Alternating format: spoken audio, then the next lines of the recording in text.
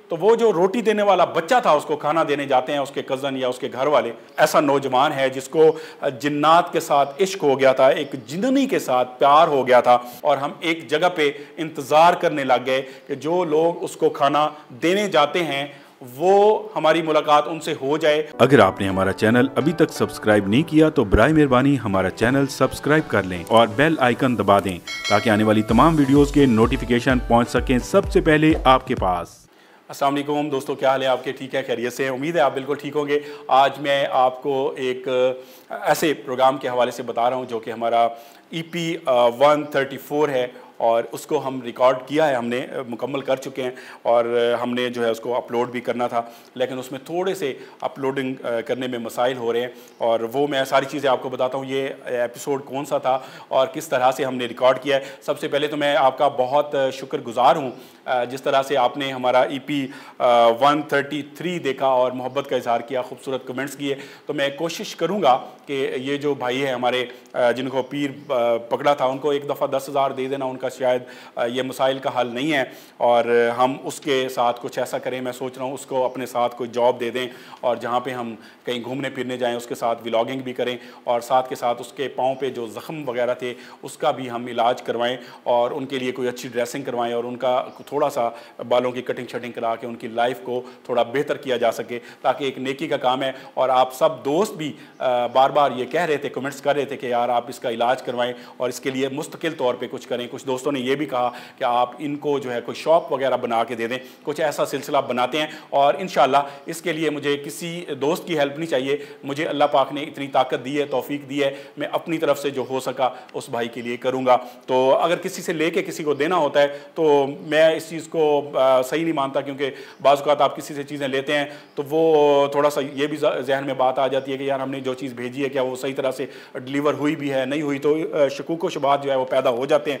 तो इस तरह से ख़ुद जो इंसान किसी के लिए कर सकता है तो ख़ुद से कर लेना चाहिए। आप भी अपने आसपास देखें जो इस तरह के परेशान लोग हों तो उनकी खिदमत करनी चाहिए। तो अब मैं आता हूँ EP 134 की तरफ, जो कि हम शूट कर चुके हैं। हमारे एक दोस्त हैं आसिफ सईदी साहब, उन्होंने हमें बताया कि यार एक ऐसा नौजवान है जिसको जिन्नात के साथ इश्क हो गया था, एक जिन्नी के साथ प्यार हो गया था और वो जिन्नी उसके साथ लड़की बन के, खूबसूरत जो है वो लड़की बन के उसको मिलने के लिए आती थी और बहुत अरसा तक वो लड़की जो है बन के वो जिन्नी उससे मिलती रही, मुलाकातें होती रहीं। एक ऐसा ख़ास मकाम था जिस मकाम पे वो लड़का उससे मिलने जाता था।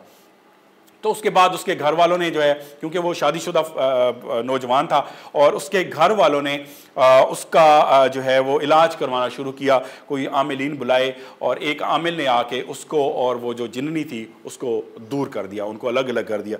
जैसे उसको अलग अलग किया तो वो अपना जो नौजवान था वो जहनी तवाज़ुन जो है वो खो बैठा है और बज़ाहिर उनके घर वाले ये कह रहे हैं कि हमें ये लगता है कि उसके ऊपर वही जिन्नात का दोबारा असर हो गया है और ये कह सकते हैं कि जैसे उनको दूर करने की कोशिश की है। वो जो एक जिन्नी थी जो मतलब गैर मुरई मखलूक थी, तो उसने या उसके कुछ मतलब समझे कि उसके अपना कबीले के लोगों ने उस पर हमला किया हुआ है, जिसकी वजह से अब वो जो आदमी है, वो जो लड़का है, वो काफ़ी महीनों से जो है एक घर के अंदर कैद हुआ है, वीरान घर के अंदर कैद हुआ है, क्योंकि उसको घर के अंदर नहीं रखते, अपने घर में वहाँ रखते हैं तो वो अपने जो है वो कपड़े फाड़ देता है। किसी वक्त उसको अगर जुनून होता है वो बिल्कुल बरहना हो जाता है, जिसकी वजह से ख़वातीन, बच्चियाँ, महल्ले के लोग जो हैं वो इस वजह से परेशान होते हैं। तो इसकी वजह से उन्होंने एक वीरान घर है जो कि बस्ती से कुछ एकड़ के फासले पे है, उसके अंदर उसको बांध के रखा हुआ है रस्सियों के साथ।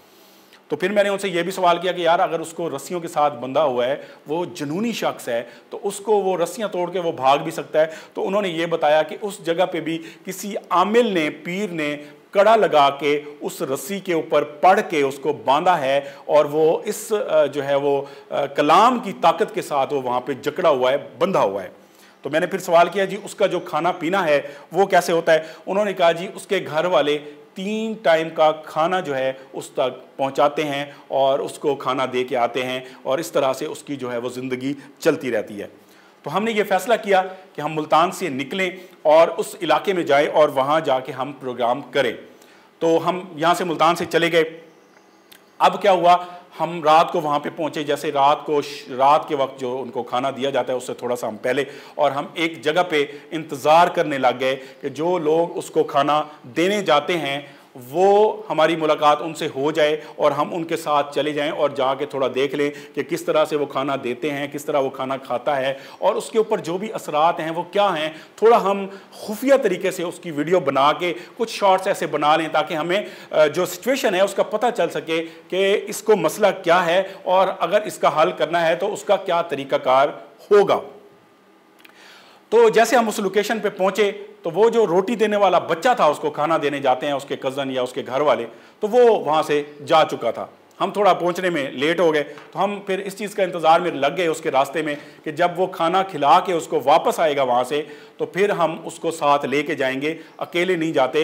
उसकी वजह यह है कि हम थोड़ा सा मालूमात उन उसके कज़नों से जो उसको खाना देना जाते हैं उससे भी हम मालूमात ले लें कि इसको क्या मसला है, वो खाना किस तरह खाता है, ताकि जब हम जाएँ उसके साथ बात करें। क्योंकि वो जो खाना देने जाते हैं बच्चे तो उनको उसकी सारी चीज़ों का, आदतों का पता होगा, उससे हम चीज़ें पहुँच के उसको चीज़ें पूछ के हम थोड़ा उसको सही तरीके से कंट्रोल कर सकते हैं।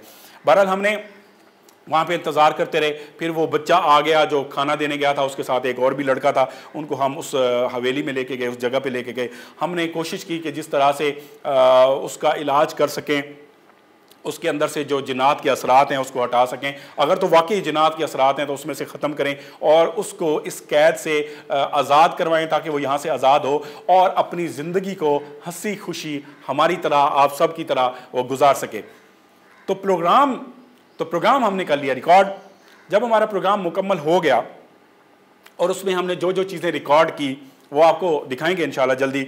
आशिक भाई पे हमला हुआ, आशिक भाई ने बड़ी हिम्मत के साथ उसके ऊपर जो है वो पढ़ाई की, कड़ा लगाया। हम सब ने, हालांकि वो जो है वो हमारे ऊपर जिस तरह से हमला कर रहा था तो वो इंतहाई ख़तरनाक था, वो किसी की जान भी ले सकता था। और फिर ऐसे लोग जब किसी की जान को ले लेते हैं तो उनके ऊपर मुकदमा भी नहीं बनता। ये कहा जाता है भाई ये इनका तो जहनी तवाज़ुन ठीक नहीं है, तो आपको किसने कहा था कि आप इनके पास जाएँ।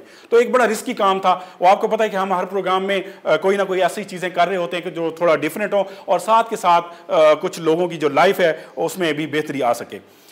बहरहाल हमने वो प्रोग्राम रिकॉर्ड कर लिया। उसके कुछ घर वाले भी उस हवेली के बाहर आ गए थे और उन्होंने जिस तरह देखा हमने उसके प्रोग्राम रिकॉर्ड किया, उसकी वीडियो बनी, सारे मामलात हुए, तो उसके बाद उनके घर वालों ने जो है वो हमें सख्ती से मना कर दिया। वो जो उनके घर वाले थे उनको जैसे पता चला कि हम जो है उसको वीडियो भी दिखा रहे हैं और इस तरह से उसने हमले किए हैं, वो चीखो पुकार की है, तो उसके बाद वो बिल्कुल बदल गए। हालांकि हमने उनको बताया था कि हम वीडियो बनाएंगे और हम अपने प्रोग्राम को अपलोड करेंगे, तो उन्होंने साफ इनकार कर दिया कि ये जो हमारे बच्चे की वीडियो है, ये हमारे जो कज़न की वीडियो है, इसको आप किसी जगह भी अपलोड नहीं करेंगे। उसकी वजह यह है कि हमारे ख़ानदान में बदनामी हो जाएगी और हमारे जो ख़ानदान वाले हैं उसमें हमारा नाक कट जाएगा, ये हो जाएगा, वो हो जाएगा। तो उन्होंने अजीब सा हमारे साथ लड़ाई शुरू कर दी, शोर शुरू कर दिया।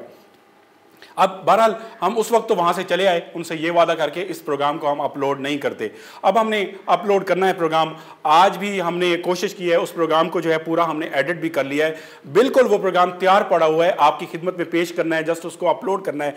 तो उनके घर वालों को हमने बार बार रिक्वेस्ट की है, फ़ोन पर समझाने की कोशिश की है, तो उन्होंने कल 12 बजे तक का टाइम हमसे मांगा है कि कल 12 बजे तक हम आपको बता देते हैं कि आप इस प्रोग्राम को अपलोड कर सकते हैं या नहीं कर सकते। अगर तो वो कल 12 बजे तक हमें ये कह देते हैं कि आप हमारे इस बच्चे का, इस नौजवान का प्रोग्राम जो आपने किया है उसको आप अपने चैनल पे अपलोड कर सकते हैं, तो हम कल इंशाल्लाह ये प्रोग्राम आपकी खिदमत में पेश कर देंगे। और जब आप इसमें देखेंगे कि आशिक भाई ने किस तरह कोशिश करके इस नौजवान को ठीक करने की कोशिश की है, क्योंकि जो ठीक करने वाली ज़ात है वो तो अल्लाह की है। इंसान जो है वो कोशिश कर सकता है किस चीज़ से, अल्लाह के कलाम से और अल्लाह की दी हुई तौफीक से। तो हमने भरपूर कोशिश की, बहुत अच्छा प्रोग्राम है। कल 12 बजे उनको कॉल करेंगे, वो इजाज़त दे देंगे, उम्मीद है कि हमें इजाज़त दे देंगे जिस तरह आज हमने उनको समझाया है, और वो इस बात पे आ गए हैं। पहले तो वो इनकार कर रहे थे कि इस प्रोग्राम को अपलोड ना करें, ये करें, वो करें। आज वो इस बात पे आ गए हैं कि हम अपनी फैमिली में थोड़ा मशवरा कर लें और कल 12 बजे आपको बताएंगे। वो इजाज़त दे देंगे तो मैं कोशिश करूँगा कल ही इस प्रोग्राम को अपलोड कर दूँ और आप अपने खूबसूरत कमेंट्स, आप अपनी राय से हमें आगाह करेंगे और हमें बताएंगे कि किस तरह से हमारे प्रोग्राम्स लगते हैं। और आपके खूबसूरत कमेंट्स से हमारा बहुत हौसला बढ़ता है। और चैनल को सब्सक्राइब करना और वीडियो को लाइक करना मत भूलिएगा। अल्लाह पाक हम सब का हामी व नासिर हो। अस्सलामु अलैकुम वरहमतुल्लाहि वबरकातुहू। अगर आप हमारे व्लॉगिंग चैनल को सब्सक्राइब करना चाहते हैं तो इस आइकन को प्रेस करके कर सकते हैं। शुक्रिया।